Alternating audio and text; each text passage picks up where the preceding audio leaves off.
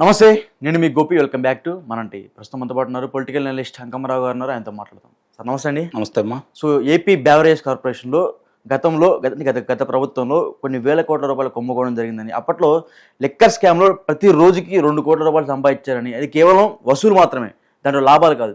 So అప్పుడు ఇది అంటే పాత ప్రభుత్వంలో ప్రైవేటైజేషన్ ఉండేది, కానీ గత ప్రభుత్వంలో అంతా గవర్నమెంటైజేషన్ చేసేసి కొన్ని వేల కోట్ల రూపాయలు కుంభకోణం చేశారు. ప్రభుత్వం దీని మీద ఇప్పుడు వచ్చిన ప్రభుత్వం కూడా దీని మీద సిట్ అయితే వేయడం జరిగింది. సో దీన్ని మీరు ఎలా చూస్తారు? గత ప్రభుత్వం ఏం చేసిందంటే మామూలుగా 60% 7 డిస్టిలరీలకే ఇచ్చింది అనుమతి.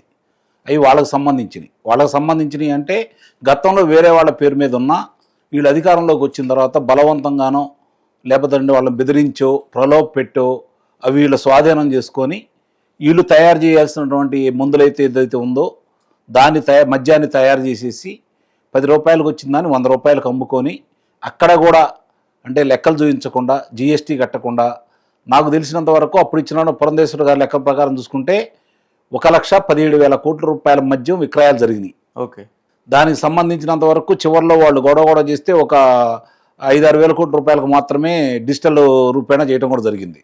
అంతకుముందు ఏమీ చేయలేదు వాళ్ళు. అంతా కూడా డబ్బుల రూపేణానే, నగదు రూపేణానే చేసుకోవడం కూడా జరిగింది వాళ్ళు. అంటే ఇక్కడ 60% వాళ్ళ 60-65% వాళ్ళకే ఇచ్చుకుంటూ ఆ విధంగా చేసుకొని మీరు అన్నట్టు ఈ డబ్బులు వాళ్ళకి మిగులుతూ ఉన్నాయి. అధిక ధరలకు అమ్ముకున్నారు. వాళ్ళకి ఎంత తయారవుతుందో అందరికీ తెలుసు.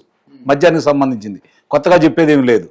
కానీ వాళ్ళకి ఏంటంటే మామూలుగా బయట వాళ్ళకి ఇచ్చారనుకోండి, వాళ్ళకి ఇచ్చిన దాంట్లో కూడా బయట వాళ్ళకి ఇచ్చినవి ఏంటి, అంతకుముందు ఉన్నటువంటి ఏవైతే సంస్థలు తయారు చేస్తున్నాయో అవే, కొత్తగా పేర్లు మార్చింది ఏమి లేదు దాంట్లో.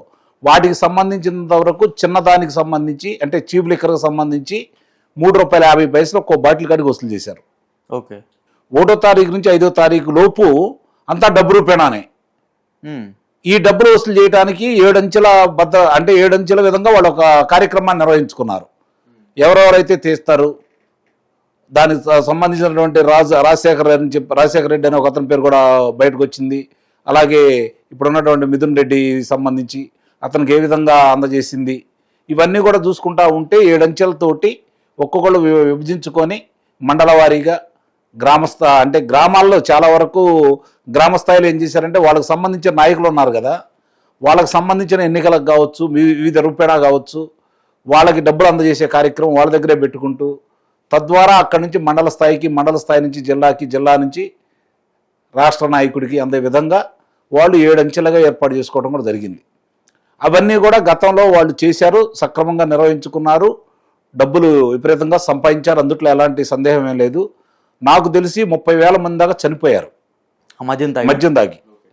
దగ్గర 30 లక్షల మందికి ఇప్పటికి కూడా మీరు ఎక్కడికన్నా వెళ్తే మామూలుగా గుండె కావచ్చు, లేకపోతే కాలేయం కావచ్చు, లేకపోతే కిడ్నీలు కావచ్చు, వీటికి సంబంధించి ఇప్పటి వరకు చాలామంది కూడా ఈరోజు కూడా రోగగ్రస్తులై ఆసుపత్రి పాలవుతూనే ఉన్నారు ఆ మందు తాగినంత వరకు.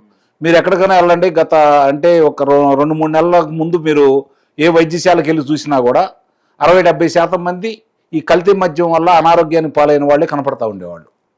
అలా చేశారు వాళ్ళు. ఎందుకంటే వాళ్ళకి కావాల్సింది, వాళ్ళు దక్షిణాఫ్రికాలో వైఎస్ జగన్మోహన్ రెడ్డి గారి బంధువులు కావచ్చు, లేకపోతే మిథున్ రెడ్డి గారికి సంబంధించిన వాళ్ళు కావచ్చు, వీళ్ళు అక్కడ ఈ మద్యాన్ని ఎలా తయారు చేయాలో తెలుసుకొని వచ్చారు. వీళ్ళ వ్యాపారమే అది. అక్కడ దాన్ని తీసుకొని వచ్చి ఇక్కడ ఇప్పుడు మీరు గనక ఒకసారి గుర్తు చేసుకుంటే గుజరాత్లో దొరికినటువంటి మారకద్రవ్యాలు కావచ్చు, విశాఖపట్నంలో వచ్చినటువంటి మారకద్రవ్యాలు 25,000 టన్నుల మారకద్రవ్యాలకు సంబంధించి డ్రై ఈస్ట్లో కలిసి వచ్చిందని చెప్పని ఆ రోజు అందరికీ తెలిసింది పట్టుకున్నందువల్ల. మరి దానికి సంబంధించినవన్నీ తెలిసి కాబట్టి ఈ 2 జరిగినాయి. తెలియకుండా ఎన్ని జరిగినాయో కాకినాడ ఫోర్ట్ అందుకే వాళ్ళు స్వాధీనం చేసుకుని ఉండొచ్చు. దానికి సంబంధించినటువంటి మారకద్రవ్యాలు తెచ్చుకొని హానికరమైనటువంటి మారకద్రవ్యాలు తీసుకుని వచ్చి తక్కువ రేట్లో మద్యం తయారు కావడానికి ఆ మారకద్రవ్యాలు ఉపయోగించారనేది మాత్రం కూడా వాస్తవం. ఇప్పుడు దానికి సంబంధించినటువంటి విచారణ సంస్థ ఏర్పాటు చేశారు కాబట్టి ఈ విషయాలన్నీ కూడా బయటకు తీసుకురావాల్సిన ఆవశ్యకత అయితే ఉంది. కాకపోతే ఇక్కడ జరిగింది ఏంటంటే వీళ్ళు ఎప్పుడైతే అధికార మార్పిడి జరిగిందో, అధికార మార్పిడి జరిగిన తర్వాత 3 నెలల్లోపు నాకు తెలిసినంత వరకు చాలా వరకు వాళ్ళకి సంబంధించిన ఆధారాలన్నీ ధ్వంసం చేయించాడు మిథున్ రెడ్డి. ఓకే, అతని మనుషులే ఉన్నారు కాబట్టి ధ్వంసం చేయించారు. అందుట్లో ఎలాంటి సందేహం కూడా ఏం లేదు. కానీ కొన్ని ఉంటాయి. కొన్ని ఉంటాయి. ఇంకా ఎప్పుడైనా సరే ఏ దొంగ అయినా ఏ హంతకుడైనా సరే తెలివిగా అన్ని చేశానని ఉంటాడు, ఎక్కడో ఒక ఆధారం దొరికింది, దాన్ని పట్టుకొని మనం విషయాలన్నీ బయటికి లాగొచ్చు. ఇక్కడ కూడా అలానే జరిగిద్ది అయితే నేను భావిస్తున్నాను. కారణం ఏంటంటే అంతకుముందు ఆ సంస్థలు వాళ్ళు బయట నుంచి కొన్నవి కావచ్చు, లేదంటే ఈ దొంగతనంగా వచ్చినటువంటి నేను చెప్పినటువంటి మార్గద్రవ్యాల విషయంలో కావచ్చు, వాళ్ళు ఉత్పత్తి చేసిన సామర్థ్యం కావచ్చు, వాళ్ళ సంస్థకి ఏదైతే ఉందో విద్యుత్ సామర్థ్యం ఎంత ఉంది, ఎంత విద్యుత్ వినియోగించుకుంటే ఎంత సామర్థ్యం బయటకు వచ్చింది, ఎంత మద్యం బయటకు వచ్చింది, ఈ లెక్కలన్నీ కూడా ఉంటాయి.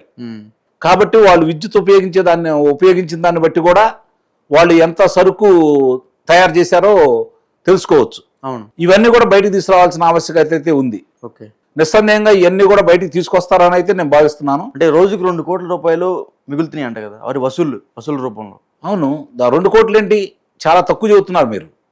2 కోట్లు అనేది చాలా తక్కువ చెబుతున్నారు. 2 కోట్లు లెక్కను చూసుకుంటే 365 రోజులు ఎంత అవుతుంది చెప్పండి. 600 కోట్ల రూపాయలు చిల్లర, 730 కోట్ల రూపాయలే కదా అయ్యేది సంవత్సరానికి. అది చాలా తక్కువ కదా, చాలా తక్కువ. 40-50 వేల కోట్ల రూపాయలు దీని మీదే సంపాదించారు వాళ్ళు సంవత్సరానికి, 5 సంవత్సరాల్లో. ఓకే, 5 ఏళ్ళకి 40,000 కోట్ల రూపాయలు సంపాదించారు. అవును, మరి బయటకు వచ్చి 2 కోట్ల రూపాయలు వాడుతుంది. అది మామూలుగా అనుకుంటున్నారు వీళ్ళు, ఇంకా వాస్తవాలు తెలియదు కదా. నాకు తెలిసిన ఒక సంస్థ ఉంది, ఆ సంస్థ పెద్దలే చెప్పారు చాలా స్పష్టంగా, ఈ బాటిల్కి చిన్న క్వార్టర్ బాటిల్కి ₹3.50 కాడికి మేము లెక్క కట్టి 3వ తారీఖు నుంచి 5వ తారీఖు, ఇవాళ వచ్చిన వాళ్ళు రేపు రారు, మళ్ళీ వచ్చే నెల రారు, ఏ టైం వస్తారో కూడా చెప్పరు. వాళ్ళు వచ్చే తనికి మేము నగదు మాత్రమే అక్కడ పెట్టాలి, ఆ డబ్బులు లెక్క చూసుకొని వాళ్ళు తీసుకుని వెళ్ళిపోతారు. వాళ్ళకి ముద్ర శుద్ధిగా 1వ తారీఖు నుంచి 5వ తారీఖు వరకు మేము కట్టాల్సిందని కూడా చెప్పడం కూడా. అసలు ఇంత బ్లాక్ మనీ మొత్తం అసలు ఎటు వెళ్ళిపోయింది సార్? రూపాయి కాదు 2 రూపాయలు, కొన్ని వేల కోట్ల దీవులు కొన్నారంటున్నారు, అక్కడ ఏదేదో వేరే పెట్టారంటున్నారు, ఆ విచారణలన్నీ బయటకు వస్తున్నాయి అంటున్నారు. చూడాలి మరి. స్వదేశంలో అయితే చాలా వరకు విదేశాలకు తరలించేశారు, అందుట్లో అనుమానం ఏం లేదు. కొన్ని వేల కోట్ల రూపాయలు, లక్షల కోట్ల రూపాయలు మొత్తం. ఇప్పుడు ఆయన తెలంగాణలోను ఆంధ్ర రాష్ట్రంలోనూ చాలా వరకు గనులు కావచ్చు, లేకపోతే గుత్తేదారులుగా వ్యవహరిస్తున్నారు పెద్దిరెడ్డి రామచంద్రారెడ్డి, మిథున్ రెడ్డి. మరి అధికారం కోల్పొంగల్లోనే చివరికి టెప్పర్తో సహా సౌత్ ఆఫ్రికా ఎందుకు పంపించాడు? ఓకే, ఏముండే ఇక్కడ చెప్పండి. దేనికంటారా? తప్పు చేశాను భయంతోనే అంటారా? భయం తరలించేశారు వాళ్ళు. దాంతోపాటు మా ధనాన్ని కూడా, అవి అయితే పరికరాలు ఉన్నాయో కంటైనర్ వాటితో పాటు ధనాన్ని కూడా తరలించేశారు వాళ్ళు. అందుట్లో అనుమానం ఏముంది? వీటన్నిటి వెనక మిథున్ రెడ్డి, పెద్దిరెడ్డి ఉన్నారంటారా? మిథున్ రెడ్డి, పెద్దరెడ్డిలు అందరూ ఉన్నారు దాంట్లో. పెద్దరెడ్డిలు అందరూ ఉన్నారు దాంట్లో. వాళ్ళకి తెలియకుండా జరగలేదు, వాళ్ళకి తెలిసే జరిగింది ఇది అంతా. అందరూ ఉన్నారు ఇందుట్లో. వాళ్ళు వీళ్ళని చెప్పి మీరు పేర్ల గురించి కూడా అనుకోవాల్సిన పని లేదు. ఎవరైతే ఆ ప్రభుత్వంలో పెత్తనం చేశారో, ఎవరైతే డబ్బులు దండుకున్నారో, ఎవరైతే దోపిడీలు చేశారో, ఎవరైతే భూములు లాక్కున్నారో, ఎవరైతే బెదిరించి ఆస్తులను లాక్కున్నారో, వాళ్ళందరూ కూడా వాళ్ళ ఆస్తులన్నిటి కూడా నగదు రూపేణ సంపాదించింది చాలా వరకు విదేశాలకు తరలించారు. అంటే అది ఒక్కడే కాదు సార్, భూములు కుంభకోణం కూడా విపరీతంగా చేశారని చెప్తున్నారు. అవి ఇంకా చాలా ఉన్నాయి. ఇప్పుడు విచిత్రం అదే, ఇప్పుడు జరిగిన వాస్తవాలన్నీ కూడా ప్రజలు బయటకు వచ్చి చెప్పిన తర్వాత కూడా వాళ్ళకి ఇన్ని రోజులు వెలుసుబాటు కలగజేయటం అంటే చాలా దారుణమైన విషయం. 8 నెలలు పూర్తి అయిపోయింది కదా ఈ రోజుతోటి అధికారం చేపట్టి. 8 నెలలు అయితే పూర్తి అయిపోయింది కదా ఈ రోజుతోటి. మరి ఇంత అవకాశం ఎందుకు ఇచ్చారు?